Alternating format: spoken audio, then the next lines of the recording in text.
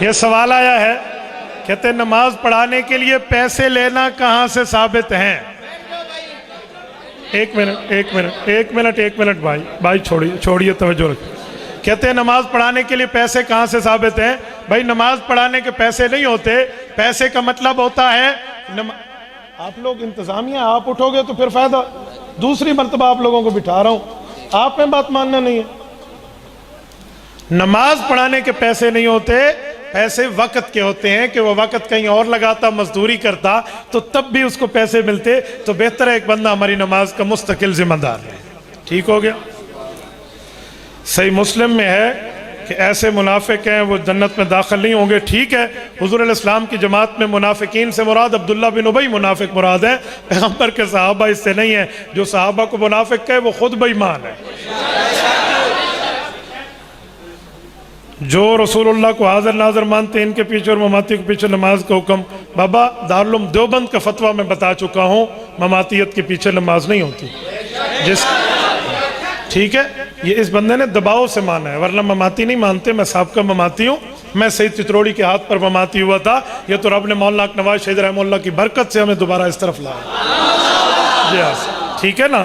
تو میں ان کو جانتا ہوں، یہ اندر سے اوپر نیچے کی ڈنڈی مارتے ہیں۔ کہتے ہیں ایک جگہ آیا ہے مولا علی نہیں مولا علی گرامر سے صاحب۔ بھائی بات یہ ہے، رسول پاک علیہ السلام نے جو مولا علی کا لفظ فرمایا ہے، پوری حدیث پڑھیں اور اس مولا کا معنی کیا ہے۔ حضور پاک نے فرمایا من کنت مولاہ فعلی مولا اللہم والی من والاہ وعادی من آداہ۔ اے میرے لوگوں، جو مجھے دوست رکھتا ہے وہ علی کو دوست رکھے، اور اے اللہ جو علی کو دوست رکھتا ہے تو دوست رکھ، جو دشمن رکھتا ہے تو دشمن رکھ۔ اس سے پتہ چلا مولا کا معنی دوست ہے، اور جو مولا کا ادھر ادھر کا معنی کر رہے ہیں ان کو کہو تم معنی کر کے دکھاؤ۔ حضرت نانوتوی وفات کے بعد جسد انصری کے ساتھ صلح کرائی ارواح ثلاثہ۔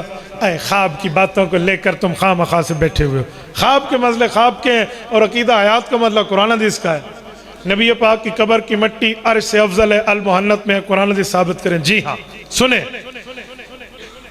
مسند الفردوس دہلوی میں حضرت ابوبکر صدیق رضی اللہ عنہ کی روایت موجود ہے۔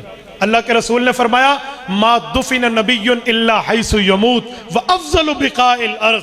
فرمایا نبی پاک جہاں فوت ہوتا ہے اس کی اس جگہ قبر بنتی ہے، وہ دنیا کے تمام جگہوں سے افضل جگہ ہوتی ہے۔ تو جو مٹی حضور پاک کے جسم کے ساتھ لگی ہے وہ کعبہ، عرش، کرسی سے بھی افضل ہے۔ آپ سمجھتے ہو عرش افضل ہے؟ عرش تو اللہ کی مخلوق ہے، اللہ کے ساتھ لگا نہیں ہے، اللہ تو ہر جگہ ہے، اور یہ مٹی تو حضور کے ساتھ لگی ہے، لہٰذا یہ افضل ہے۔ اللہ کا اور رسول کا مقابلہ نہیں، مخلوق کا مقابلہ ہے۔ حضور علیہ السلام اور عرش دونوں اللہ کی مخلوقات ہیں، لیکن حضور مخلوقات کے سردار ہیں۔ انبیاء معصوم، صحابہ محفوظ۔ علماء دیوبند کیا مانتے ہیں؟ تو ہم یہی مانتے ہیں، جو انبیاء کو معصوم نہ مانے وہ بھی بے ایمان، جو صحابہ کو محفوظ نہ مانے یہ بھی بے ایمان۔ ہمارے اولیاء کے بارے میں کیا خیال ہے؟ میں پہلے کہہ چکا ہوں، بھئی عام انسان سے غلطی ہو سکتی ہے، لیکن غلطی ہو سکنا اور ہے، غلطی ہونا اور ہے۔ آپ کو بخار ہو سکتا ہے، کینسر ہو سکتا ہے، بلڈ پریشر ہو سکتا ہے، اس کا یہ معنی نہیں ہے کہ ابھی ہو گیا ہے۔ ہو سکنا اور ہے، ہونا اور ہے۔ مولانا بیان شروع میں فرمایا کہ عالم جب تنبیہ کی جائے غلطی نہیں کرتا تو علماء پہ بہتان لگانے والوں کا کیا انجام ہوگا؟ حضرت گنگوہی نے لکھا ہے امید ہے کہ ان کا چہرہ قبر سے قبلے کے رخ پھیر دیا جائے گا۔ علماء کو گالیاں دینے والے کی نسلوں میں کوئی عالم پیدا نہیں ہوتا۔ حضرت معاویہ رضی اللہ عنہ بیٹے کو ولیعہد نامزد کیا، شرائط کو توڑ دیا، خلیفہ نامزد نہیں تو حضرت حسن کی صلح۔ یہ انجینئر مرزا کے جھوٹوں میں ایک جھوٹ ہے۔ میں حیران ہوں، لوگ دین کا علم انجینئر سے لیتے ہیں، دین کا علم عالم سے لیجئے۔ انجینئر پلس عالم ہونا، یعنی انجینئر بھی ہو عالم بھی ہو، وہ ٹھیک ہے، جیسے حضرت پیر ذوالفقار احمد نقشبندی دامت برکاتہم انجینئر بھی ہیں عالم بھی، لیکن مرزا جو ہے یہ Mirza junior just engineer not عالم، یہ صرف انجینئر ہے، عالم نہیں ہے۔ تھلی سیدھی کروانی ہو نا یا گلی سیدھی کروانی ہو وہ اس سے پوچھ لو، مسئلے علماء سے پوچھ لو۔ وہ کہتے ہیں کہ حضرت حسن نے شرط رکھی تھی کہ خلافت آپ کے بعد مجھے، اسی لیے حضرت معاویہ نے بیٹے یزید کو خلافت دے دی تو شرط ٹوٹ گئی۔ اس چاچے کو تاریخ کا علم بھی نہیں پتا۔ حضرت معاویہ رضی اللہ عنہ کی وفات سے 2 سال قبل حضرت امام حسن کی شہادت ہو گئی تھی. تو جب امام حسن نے فرمایا تھا خلافت میری طرف، وہ خود وفات پا گئے، تو اب اس شرط کا کیا بنے گا؟ وہ شرط تو شرط نہیں رہی. تو پھر آپ نے کس نے حضرت معاویہ پہ اعتراض کرنا سوچا ہے؟ اگر یہ شرط اس طرح ٹوٹ گئی تھی تو امام حسین رضی اللہ عنہ نے کبھی حضرت معاویہ پہ اعتراض نہیں فرمایا. یہ شرط تجھے سمجھ آئی ہے، امام حسین کو سمجھ نہیں آئی تھی. باقی رہا یزید، تو یزید کا ہم سے کوئی تعلق نہیں. ہم یزیدی نہیں ہیں، ہم حسینی ہیں. ہم کون ہیں؟ حسینی ہیں، ہم یزیدی نہیں ہیں بھائی. ایک مواتی نے سوال پوچھا، مولانا نانوتوی کی روح مبارک واپس جیسے منتقل عرش سے افضل ہے، تو ولادت سے پہلے آپ کی روح کہاں تھی؟ بھائی ولادت سے پہلے رسول پاک علیہ الصلوۃ والسلام کی ارواح مبارک اعلیٰ درجے میں تھی. وفات کے بعد بھی رسول اللہ کی روح مبارک اعلیٰ علیین میں ہے، اور اس روح کا قبر سے تعلق ہے، جسم سے تعلق ہے، جس کی وجہ سے حضور زندہ ہے.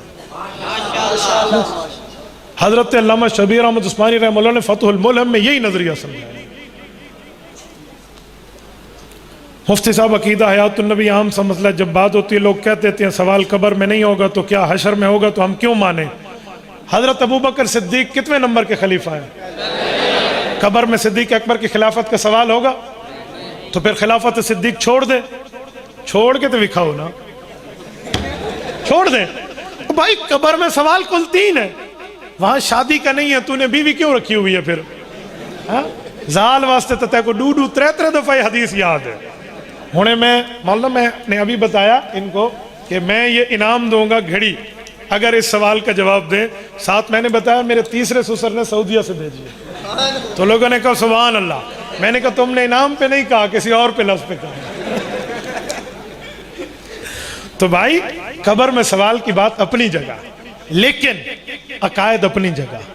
میں ایک جملہ کہتا ہوں کہ قبر میں سوال عقائد کا ہوگا.